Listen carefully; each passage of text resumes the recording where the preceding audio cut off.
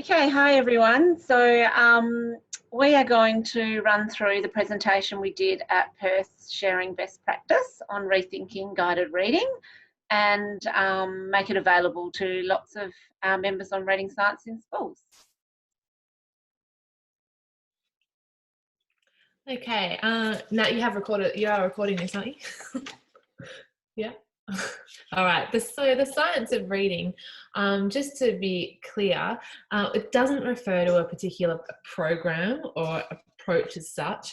It's become a really popular and topical term of late. So it really just means that the vast body of research conducted across the world to reveal the information about how we learn to read and the best way to teach reading. So this is a really good quote from Louisa Moats about what the science of reading is and what it is not. Okay, just in terms of the history of reading instruction, we feel that it's quite important to touch on this to understand the history of the reading instruction, as then it really shows us where some of these common practices come from. So in terms, this information has actually come from different sources, but one of them being Understanding the Logic of English, which is another really good book that we recommend to anyone interested in this. So prior to the 1920s, reading was taught in a very much a systematic manner, but the focus was on spelling first. And then 1920s and 30s, we had the whole language first movement come forward with that tendency to focus on whole word learning. During this period, literacy rates plummeted. In the 1940s and 50s, a bit of a second educational movement happened, and this was when the idea came about that learning to read was like learning to speak. So immersion through real books and print. So this is when the Dick and Jane books came about with those repetitive texts, almost like the predictables we see today. So again, it's that whole word method of reading. Jump forward to the 1990s. Again, this is just a very brief overview. And this is when the balanced literacy era began. So teaching sight words, progressed to syllables and rhyming families, followed by that smattering of phonics, or phonics taught in context. Very much a heavy reliance on sight words and memorizing individual words. So again, phonics was taught, but it wasn't taught in that systematic, explicit way. So now where are we? Well, we've got 30 plus years of reading research behind us. As you can see, there's some of the major reports down the bottom, and some of which is making into our classrooms, and much of which isn't making into many classrooms and school contexts. So today we're just going to basically discuss for you the common practices we see in classrooms, what some of the issues are, and give some solutions to align more with the science of reading. Okay, over to you, Nat. Okay, so we've got the image up of the reading rope by Hollis Scarborough.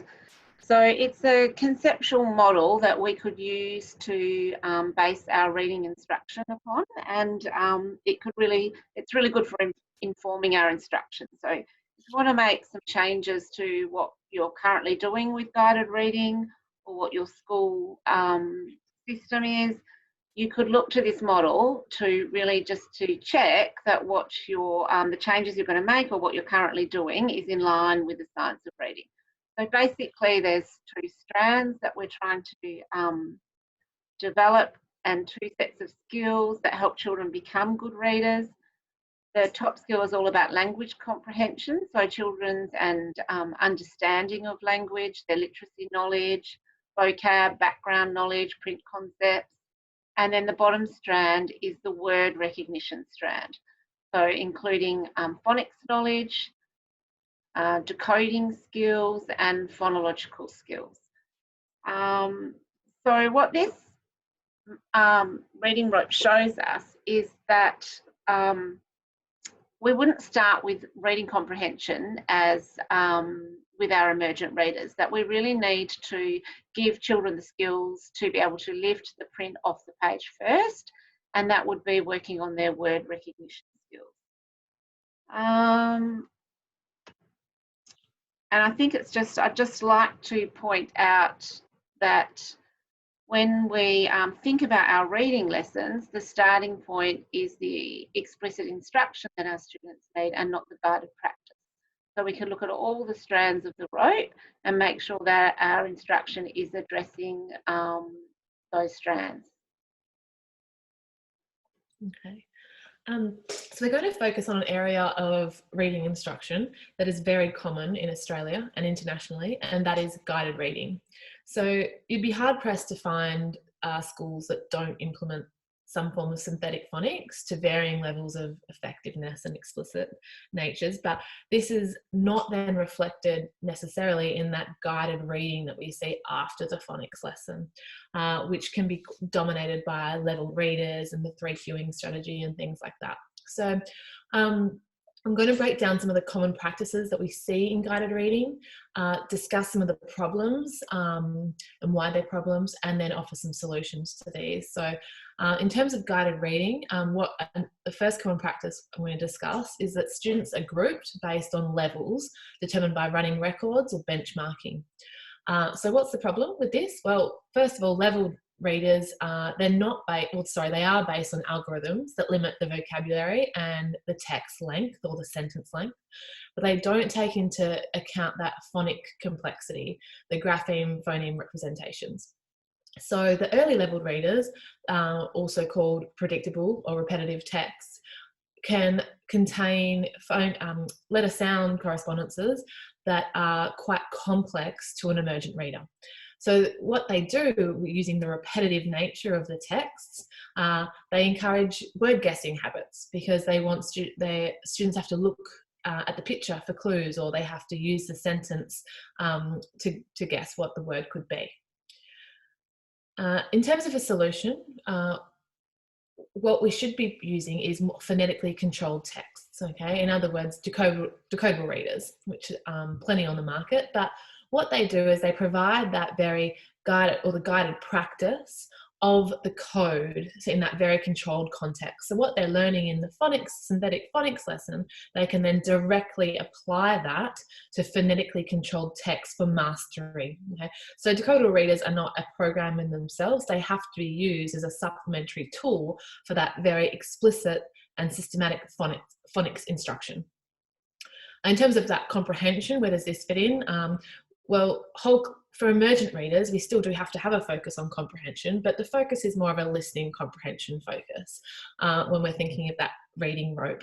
So, and that can be done as a whole class session. It doesn't have to be done in those small groups. So having that whole class session means we can spend more time developing the vocabulary and the syntax and topic knowledge and things like that. Okay, so the second common practice I'm going to talk about, teachers select a book, maybe each week, based on a group's assigned level. Usually the teacher works with maybe one group a day, otherwise they might work for a group for 15 minutes and do rotations. So what's the problem with this model? So text can be selected based on what level a student is at. Okay, and that leveling system is flawed, we know that, with very little consideration for what topic and vocabulary. Okay, so even for students that are have learnt the phonic code, we're still not choosing text based on considering that vocabulary and topic knowledge either. And also with the heavy reliance on the group work rotation system, there is that limited instruction time because of the group work. So we never say that group work hasn't got a place. It definitely does, but it really should be targeting specific skills, whether that's phonemic awareness or decoding fluency. But still having a focus on a whole class reading instruction is quite important, particularly when you start to add up just how much instruction time students are getting and what they're not getting when you have just a reliance on guided reading as a group. And we'll talk more about that a bit later as well in terms of strategies to work around that. So a solution for this model would be, once students are fluent decoders and there's no longer that need for the phonetically controlled text, decodable readers, we should be selecting text, and research would suggest that we should be selecting text based on similar topics, themes and genre over a set time frame. So we still have to consider text difficulty and the fluency of our students, but being restricted to a specific level isn't is flawed and isn't going to help establish that domain knowledge and vocabulary, which in turn leads to better reading comprehension. So again, having that focus on whole class comprehension session, really important, explicitly teaching your tier 2 vocabulary and your tier 3 vocabulary that comes up in the text, and having those small group targeted approach and partner fluency reads, which again we'll talk more in a bit, for that more targeted support as required. Okay, so the third common practice we often see is that teachers monitor reading progress using running records, okay, and they make observations about students' reading strategies. And so these reading strategies dominate sites like, very common sites that you can download and pay for teaching materials, such as looking at the picture, chunk up the word into parts, look at the sentence context. So that's all like the Skippy Frog, Trying Lion, Chunky Monkey, those sorts of strategies that are heavily based on that 3Qing balanced literacy model. So the problem being that, well, first of all, running records are based on that miscue analysis. So it's not an evidence-aligned assessment procedure. We have got assessments that align to the science of reading, and so we're better off analysing and assessing students based on looking at their code knowledge, looking at their fluency, looking at their listening comprehension, rather than the miscue analysis. So and then also these strategies, the reading strategies that we see everywhere on all over the internet, they are essentially just encouraging guesswork. So they're hindering that ability for students to make those robust mental graphemic representations or orthographic representations, because they're asking students to look elsewhere except for the text, that word, to develop meaning. So decoding has to be our first strategy, our first port of call. So these are just some of the things you might see over in terms of the strategies, and there's our miscue analysis of running record. Now, the solution here, we, again, like I said, assess students using those research-aligned measures. We have a Reading Science in Schools assessment document that you can download off our Google Drive, and it just outlines very free or low-cost assessments across the early years and primary years, okay, and also ones for remedial tier 2 students as well. The only reading strategy really for emergent readers should be to sound it out. Okay. Once students sound out a word, there is nothing to stop them from using context to understand the meaning, but we have to first get the word off the page. Okay, so those reading strategy posters are not helpful for emergent reader instruction.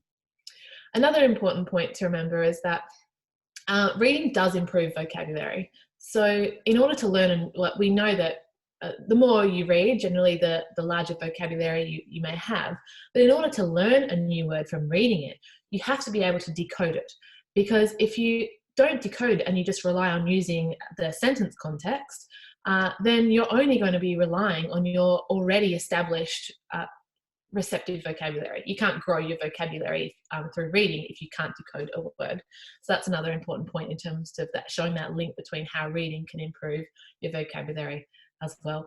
And Emily Hanford podcasts are absolutely amazing for really going into depth about this topic, but she just explains that all the research shows that that strong readers all rely on decoding as their first strategy to read a word, and poor readers actually use other cues to guess that word. So we want our readers to be strong readers, so we have to teach them that decoding is that strategy from the get-go. And I have to show you, may have already seen this, but this is Lynn Stone's lifelong literacy decoding dragon, and the decoding dragon keeps the guessing monsters away. And I think that's just a really a good picture just to show that we don't want any of these other guessing things happening. We want focus on decoding. So thanks, Lynn Stone, for that diagram there. Okay.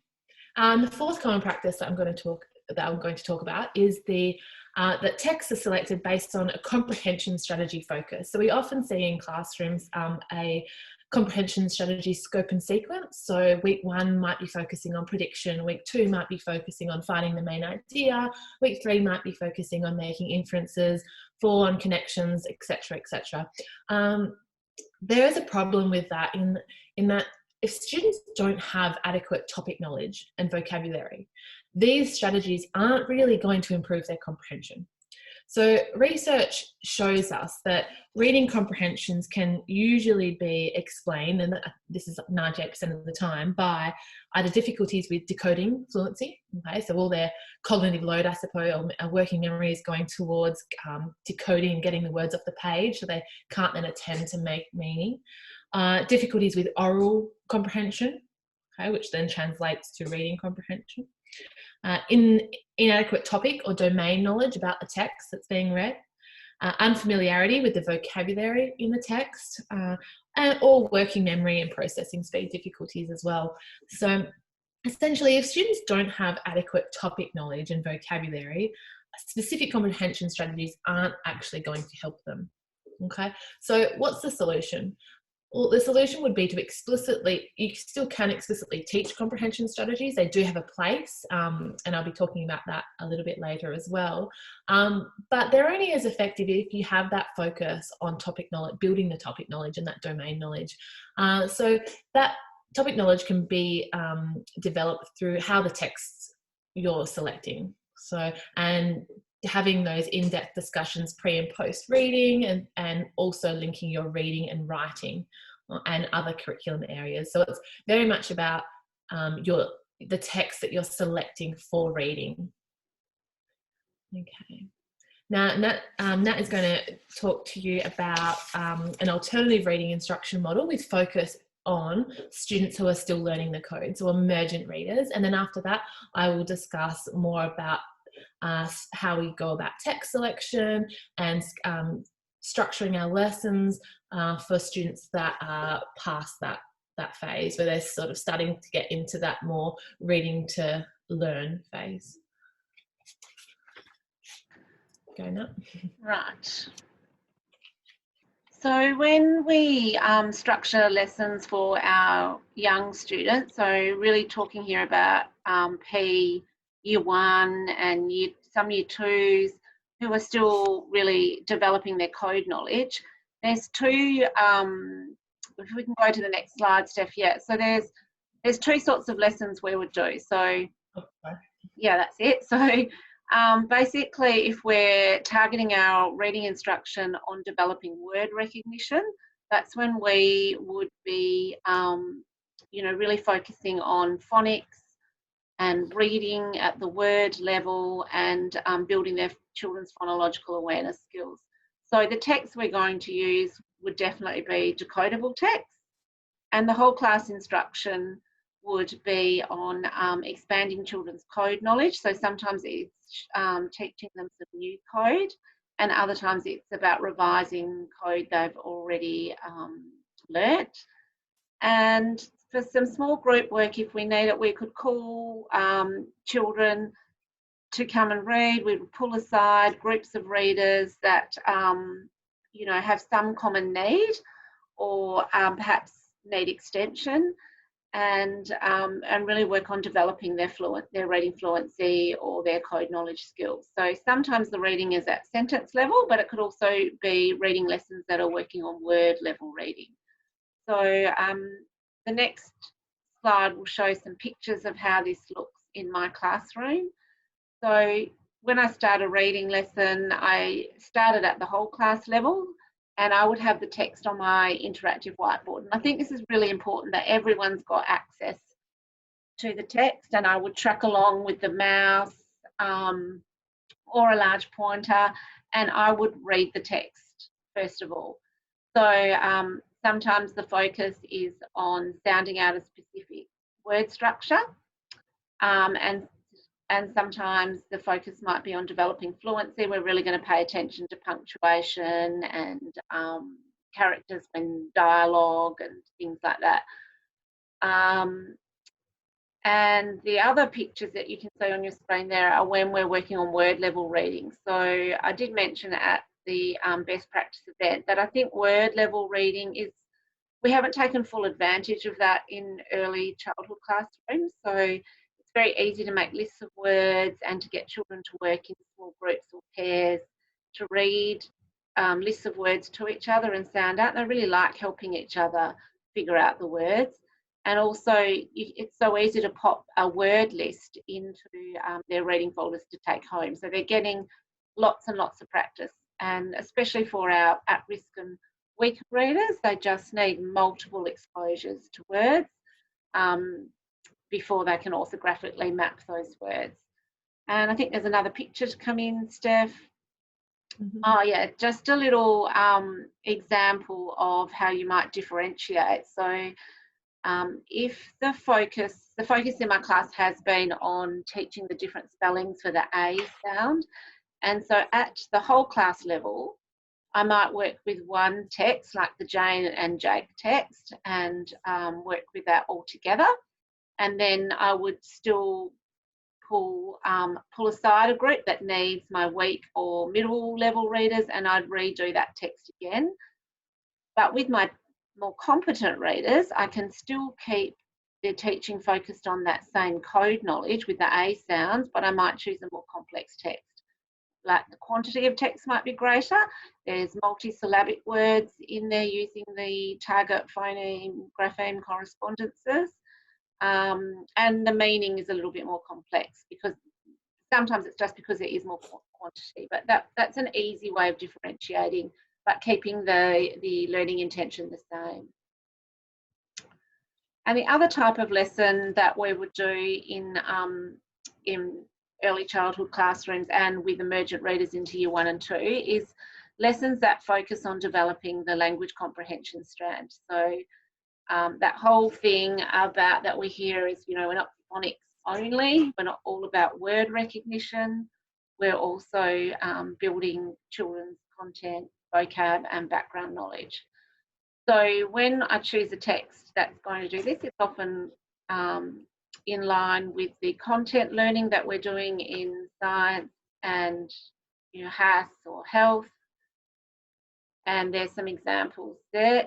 The other type of text it might not necessarily be non-fiction. It could be a narrative structure, and because we're really particularly working on texts that are developing retelling and oral language skills or story structures.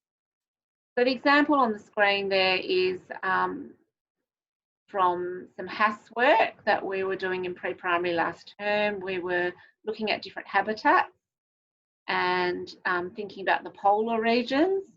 We compared the animals, the different sorts of animals that you find in the South and North Poles, and we focused on penguins because everybody loves penguins, they're so cute.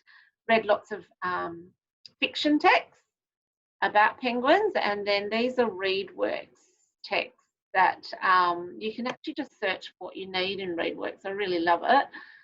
And the kids can also listen to the text. There's audio of the text as well. So it's the same sort of structure in the lesson. I would still start with whole class instruction. And then as the children move on to writing, they all have access to the text. And what we've done is we've all highlighted some key words, and then we've also highlighted some words that they might need in their sentence with tricky, irregular spellings. And then children have followed up with writing to show me what knowledge they've learnt from that text.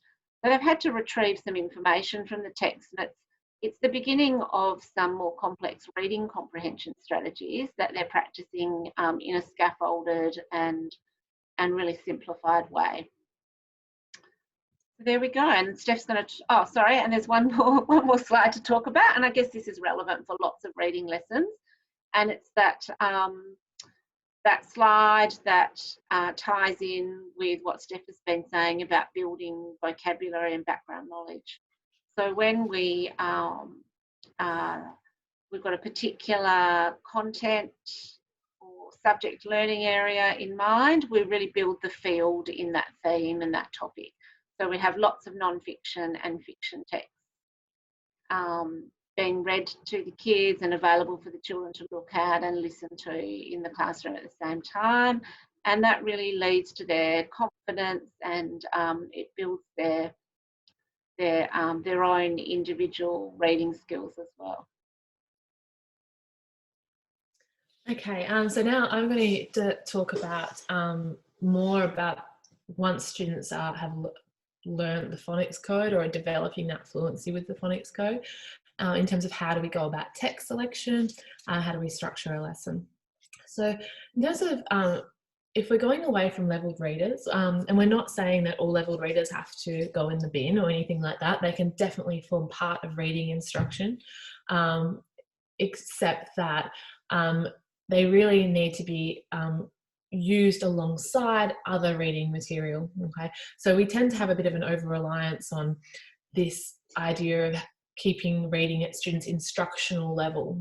Okay, but if students have actually learnt the phonic code and have that really good instruction with synthetic phonics and had those opportunities to practice that skill through phonetically controlled texts, then they should be able to essentially read any age-appropriate text, okay, with differing amounts of fluency. So when we're looking at our guided reading or our reading together, we need to be selecting texts that challenge our students, that aren't just on the instructional level. So we don't need to have 4 different groups in a classroom all working on different texts based on their one level reader number from that box of books that is for level 10 readers.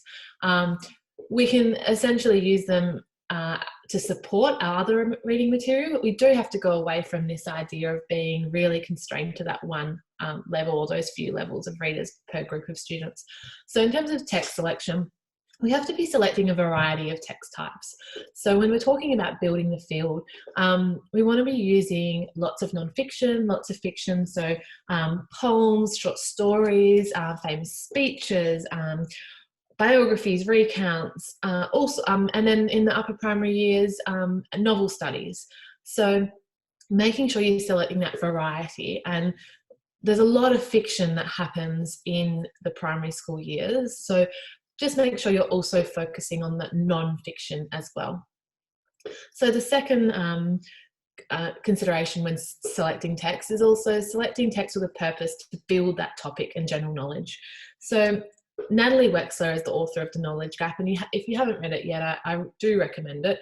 If you've already got 10 other books on your list of books to read, then just go over to Ollie Lovell's podcast, and he has an episode with Natalie Wexler, and she just gives a fantastic rundown of what her book's about. So essentially this idea that we need to be building students' knowledge and domain knowledge so that they develop the understanding of the text that they're reading. So for an example of this, just to illustrate, is a novel called Us Mob Warraloo, which I've selected for an upper primary class in the past, and it touches on themes quite gently, on themes such as the stolen generation. Okay, so some of the students in our class, stolen generation, that topic is in the Australian curriculum as well, but if our students didn't have that deep understanding of what that was, because the novel didn't explicitly go into detail about what happened in the stolen generation, it assumed that knowledge of the reader. Like all books and texts do, they assume a certain degree of prior knowledge that readers bring to the book. You can't explain everything in a book, so how do we bridge that comprehension for students so they're more likely to comprehend what they're reading? If we just ask them to summarise the main ideas of a chapter, if they don't have that background knowledge, they're not going to get what you get from the text. Their comprehension is going to be wildly affected by that if they don't have that background knowledge of what the stolen generation is.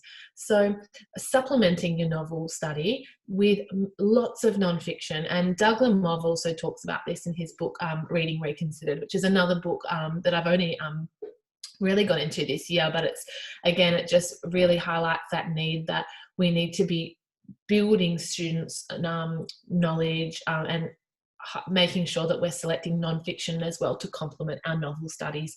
So things like I linked in Stolen Generation articles, age-appropriate ones, of course, and also looking at like behind the news segments on Indigenous place names, because that's again something else that's continually brought up in the book, is having those Aboriginal names for certain places. So just ensuring that you're selecting a variety of non-fiction to complement your fiction, or vice versa as well. So again, this idea of building the field. Just on Doug Lievre as well, he's a fantastic educator and author and guru and researcher in America. And the third area I'd like to talk about is that, again, choosing texts that challenge our students' reading comprehension. So rather than being stuck at that very much instructional level all the time, we do need to sometimes choose those more complex texts to read.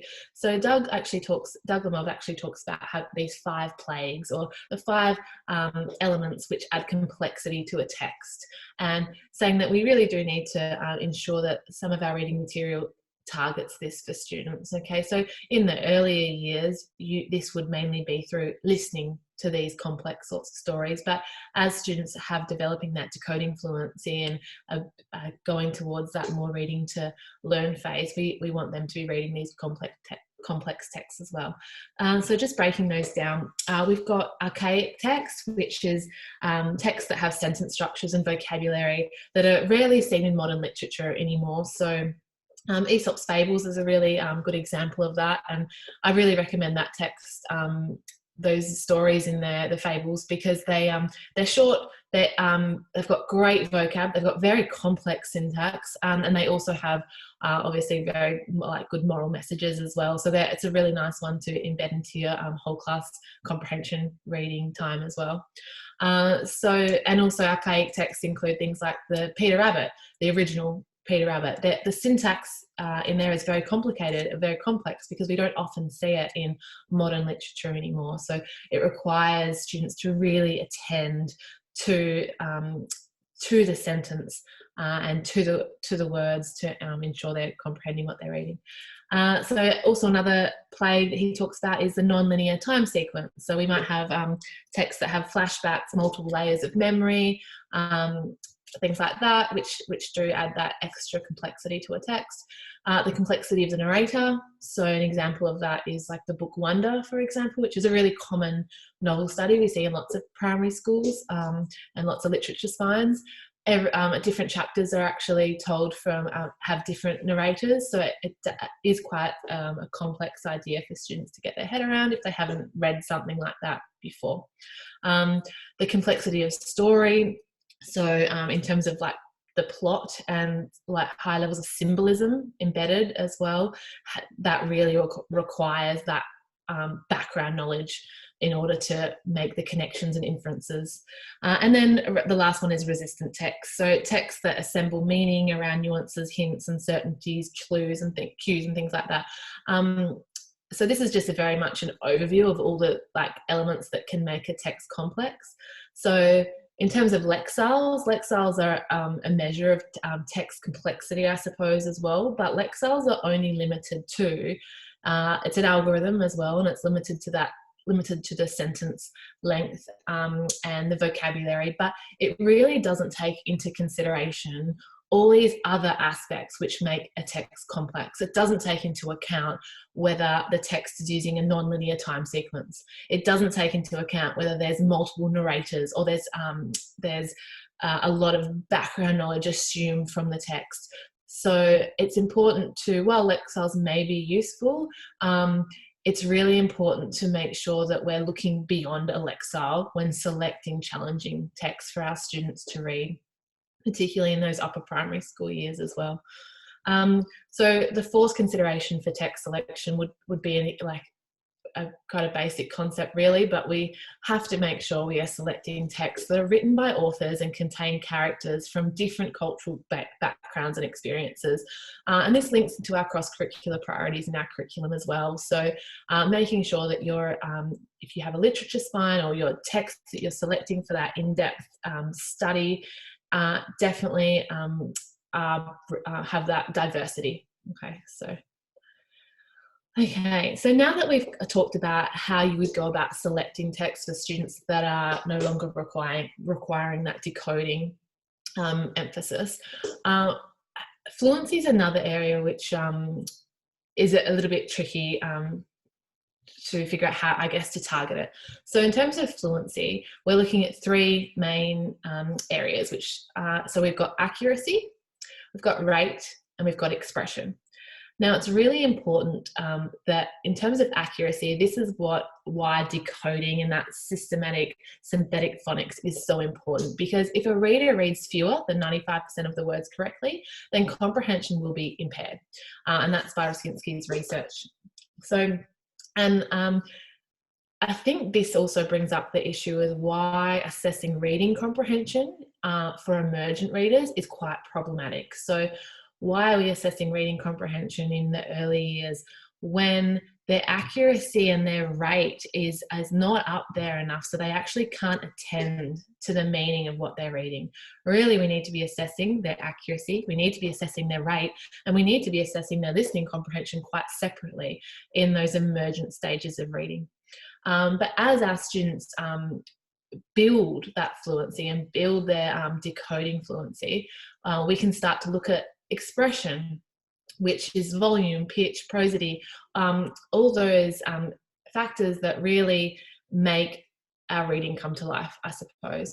And as Jennifer Buckingham really explained really well in the Sharing Successful Practice seminar yesterday, that reading expression or fluency and comprehension have that reciprocal relationship. The more fluent we are, the more likely we can comprehend something that we read, because we can attend to it because of our cognitive load. But also that when we also having expression and prosody and things like that, we can do that when we understand the text. It's very hard to put in expression into something you're reading if you don't understand it. So it's that reciprocal relationship between comprehension and fluency. But fluency is definitely that bridge to comprehension, and that's why it's described as such. We have to have that accuracy and the rate before we can entirely attend to the meaning, to comprehension. A really good measure of fluency is the oral reading fluency. It has a moderate to strong correlation with reading comprehension, which is really interesting. So although it's not directly measuring reading comprehension, it can give you a very good indication of your students' reading progress and their comprehension progress. Okay. There's a lot of information out there about how to measure oral reading fluency. A lot of people use things like Dibbles or Dibbles, depending on how you say it. And there's also tables as well, like this one developed. So it's worth looking into how to measure and track that fluency across the years, right up until upper primary. So on the 5 from 5 website, that when there's an actual really good section on exactly how to go about measuring fluency. So if you haven't done it before, you don't know what sort of text to use, it's explained really well. Oh, perfect. Yeah, that's great. Okay. Now, in terms of also fluency, when we're looking at expression, we're making sure that the focus on the oral reading fluency is on the quality as well, more so than the speed. Okay, once they're up to looking at expression. So in terms of how do we target fluency, obviously through code knowledge, which is the accuracy, decoding fluency, which is your accuracy and your rate, and then targeting prosody and rate through whole class and partner reads. There's a lot of evidence to support the concept of repeated readings. And again, on 5 from 5, I know they put up some really good information about how to go about targeting fluency. But just briefly, repeated readings can be done, or choral readings, and then after that, repeated readings where you've actually matched students up, and you can do mixed ability partners, or you can match them based on similar fluency as well. When you're targeting fluency, you don't use those complex texts usually to target fluency. You do want to make sure that it's at a certain ability, that the students have that accuracy. Okay, so then they can just attend to developing that prosody through the repeated readings. And there's a really good link there on the slideshow, which actually has a repeated reading lesson structure, and they tend to say that a good amount is like 3 to 4 times reading a passage. Any more than that, students are going to get bored and they're going to hate the passage. So it's a good number, a good range and making sure that they're short passages as well. You don't want them, you're not asking them to read a chapter 3 to 4 times.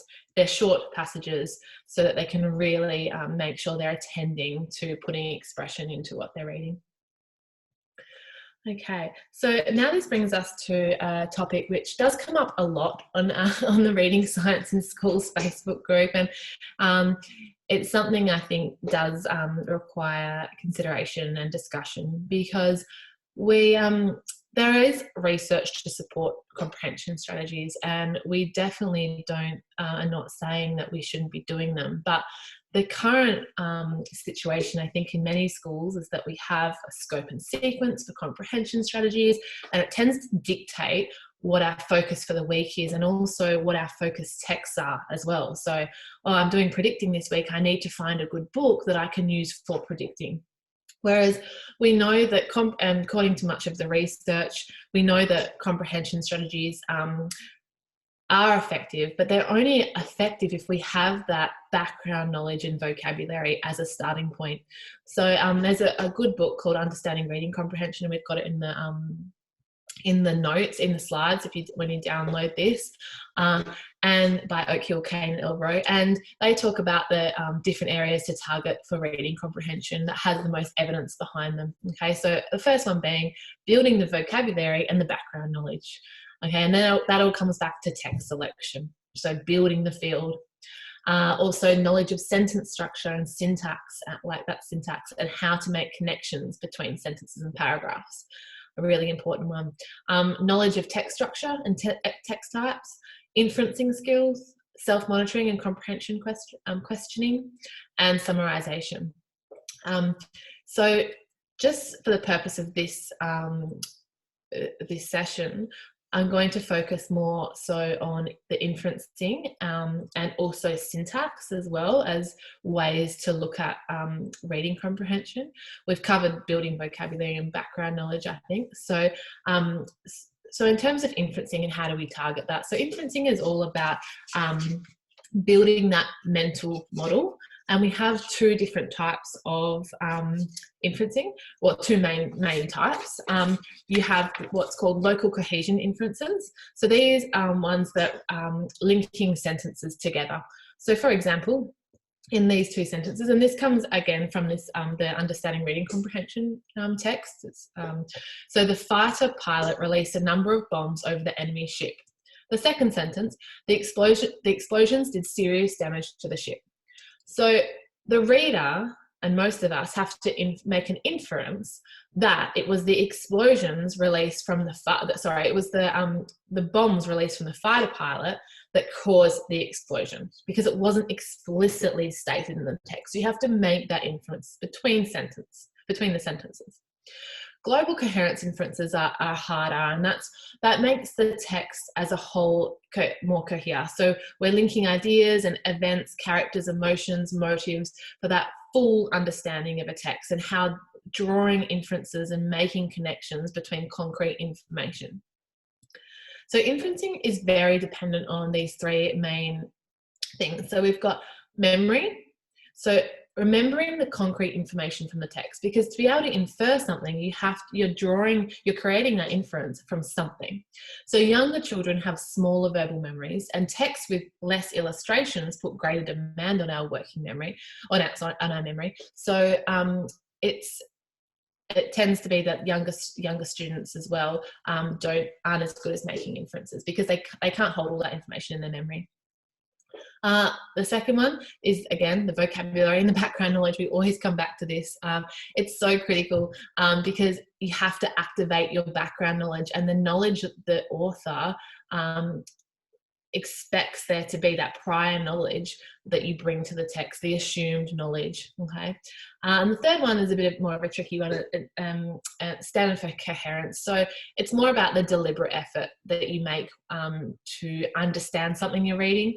So for example, if we're just reading for pleasure, as opposed to studying for a text or doing something, you put a lot more deliberate practice into understanding something if there's a more of a purpose for it. So again, older students are much better at this than younger students. Just to illustrate how background knowledge and vocabulary can really have a huge impact on inference. So this sentence here, the platypus was reluctant to move. She was curled around the eggs protectively. Again, so does the student understand what the word reluctant is? Does the student understand what protectively means? Do they know what a platypus is? Maybe if there's an illustration there, they'll remember, that's fine. But do they know that a platypus is a mammal? Do they know that it's a specific type of mammal that lays eggs? Maybe not. If they haven't got that background knowledge, they might not infer that those eggs actually belong to the platypus. So it's just showing that the vocabulary and topic knowledge is so important for making those inferences in texts that are read in both non-fiction and fiction texts. So in order to support inferencing, and like a lot of this content is comes from Understanding and Teaching Reading Comprehension by Oakhill, Kane and Elbro, and it's such a fantastic text because it really just synthesizes all the research in reading comprehension, and it's the authors are researchers themselves as well and have done much of this research, so it's coming from a good source. So in order to support inferencing for reading comprehension, we can help students recall concrete information in the text through discussion. Again, so it's this memory component, making sure students are recalling that concrete information. Use of graphic organizers to show links between ideas in the text. Okay, so that's a really good strategy to use. Facilitating discussions about who, what, where, when, and why questions.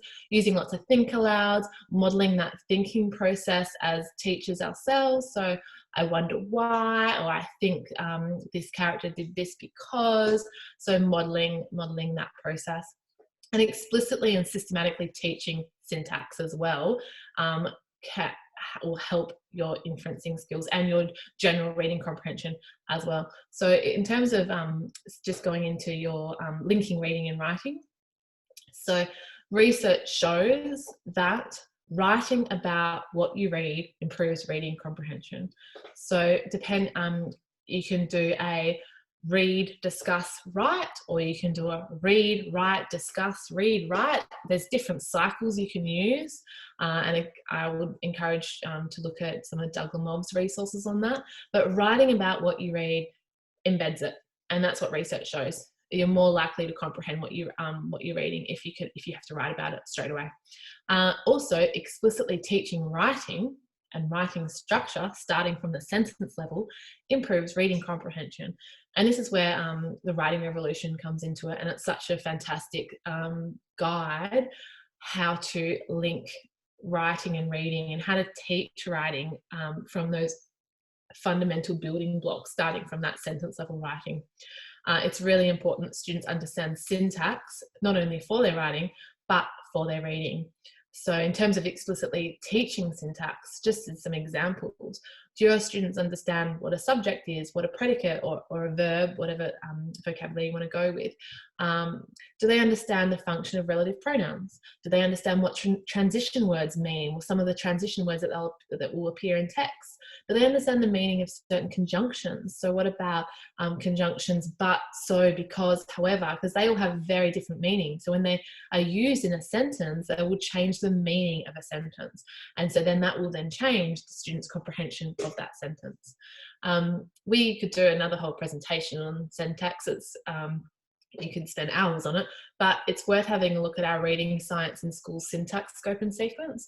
But it's more, we just added it in more just to show that reading and writing are so linked, so interlinked, that you can't really separate them, particularly well when students are first learning the code.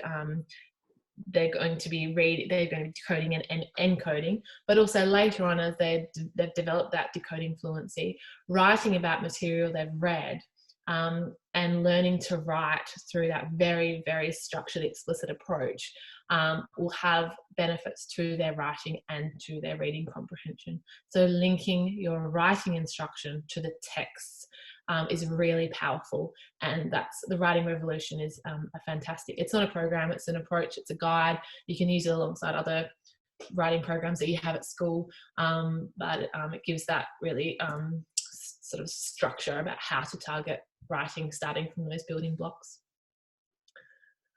Right, and actually, Steph, I was just thinking about that and thinking that in the more traditional way we've done guided reading, the guided, once the small group has read to the teacher, that those books are kind of packed away and the next lesson starts. But when you rethink guided reading and you want to align it to the science of reading, you would use more techniques like moving on from that reading and turning it into a writing lesson, or using writing to embed knowledge, or using writing in a formative way to think about what the learning is that's happening. And that's really a big shift from the general guided reading lessons that we've seen in the past in school. Mm-hmm. So just to finish off with, just to talk about resourcing, how you might go about rethinking guided reading and what some practical issues might be. So firstly, we know that we have storerooms with lots of books, and we probably have lots of levelled readers in our schools at the moment, and we need to repurpose them, and we need to use the levelled readers in a different way. In Reading Science in Schools, one of our members from the US, Scott Geisler, has added a great document into files, and it's in the Google Drive as well, which has got a lot of detail in it about what you could do with levelled readers.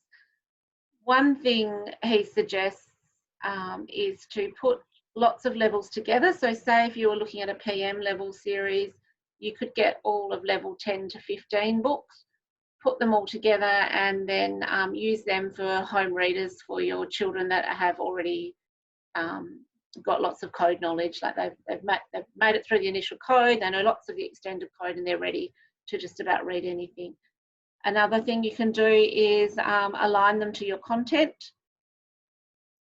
and keep lots of science books together, or lots of HASS books together, and then bring them out to supplement your curriculum delivery in those content areas.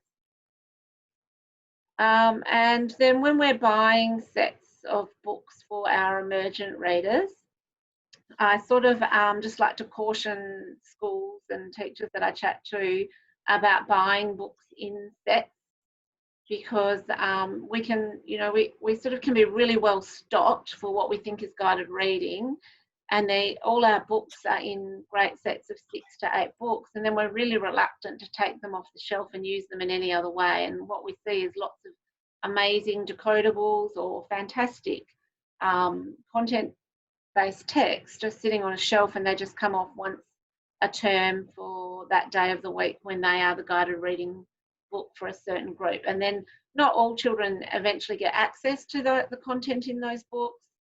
What I think is a better way of doing it, if you need to buy more decodables for your emergent readers, is to actually invest in as many books as you possibly can, and just a few copies of each, even one copy of each. And then for your instructional reading lessons, there's lots of freely available decodable text online now, and there's ways of using apps and air playing them onto your interactive whiteboards, or using free decodables like from SA Spelled, and I know we've got lists of them on Reading Science in Schools as well. Another thing Lamov talks about is that really important job we do as teachers in building the shared culture of reading. So we're the expert reader in the room, and every time we read something to our students, we are modelling what it is to be a great reader and what it is to get knowledge from reading books, and how to enjoy reading books, and how we discuss it, how we monitor our own comprehension as we go, and just really enjoying the shared book and making it a really valued part of your day in the classroom.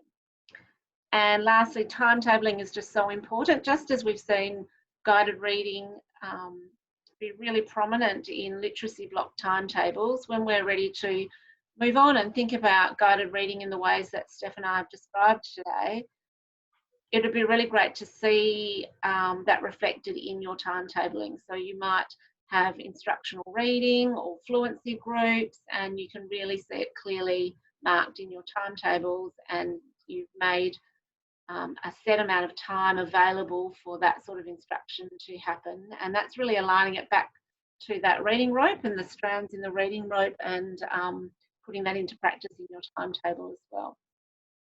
Yeah, just on that, Nat. Sorry. Yeah, I was just going to say that actually at the presentation, Steph reminded me right at the end of one really important selling point for moving your guided reading to a new way, and that's that the science of reading instruction really saves time for teachers, because it allows us to let go of things that we spend a lot of time doing. For example, organising our books in ways that we've got 4 or 5 different stories on the go every single day, but we can save time by choosing the most efficient and the most effective ways of teaching reading. And what was your great point going to be, Steph? Very similar.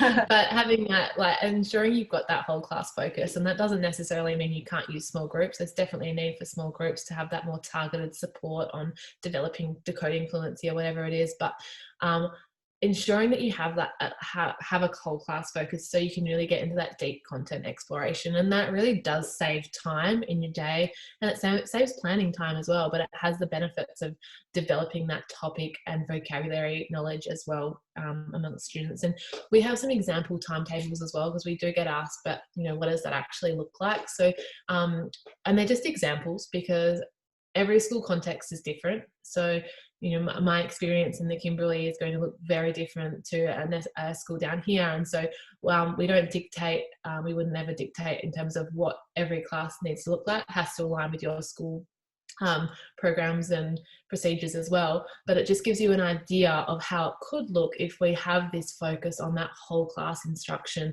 followed by if we need that more targeted support work after that, or the paired partner fluency reads and things like that. So have a look for the lower primary and the upper primary reading science in schools timetables, which are available on our Google Drive as well.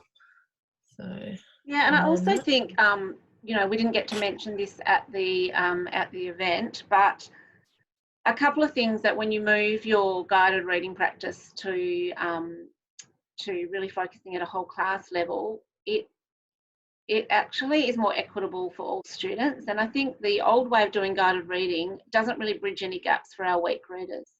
What our weak readers really need is still some good whole class instruction and building their vocab and background knowledge just like the other kids, and then some more of it again. So their tier 2 instruction can be more like the small group work that they need, but they need that in addition to everything else that you're giving to the class as well. And the last slide had lots of links to further reading. So there's a great Karen Bates, What's Wrong with Level Reading, Why Isn't Working? And then there's links to some of our own Reading Science in Schools documents, and some examples of lesson planning as well. And also there's that great one from Anita Archer, which is, if you want to do a small group reading and keep it up, and lots of teachers will want to keep small groups going, and you can still do rotations that align themselves to science of reading. That Anita Archer's got some excellent examples of how to do things alternative to round robin reading. I think that's us done. Thank you for listening. If the slide notes are also available on the Google Drive link as well, and they also, because our video photos have come up in the right hand corner, you'll notice that on the slides you'll actually see all the different books that a lot of this information and research comes from, that we're always recommending as well, like Understanding Reading Comprehension and the Writing Revolution and things like that. So make sure that you have a look at the slide notes as well. Okay. Thanks everyone. Thanks everyone. Bye.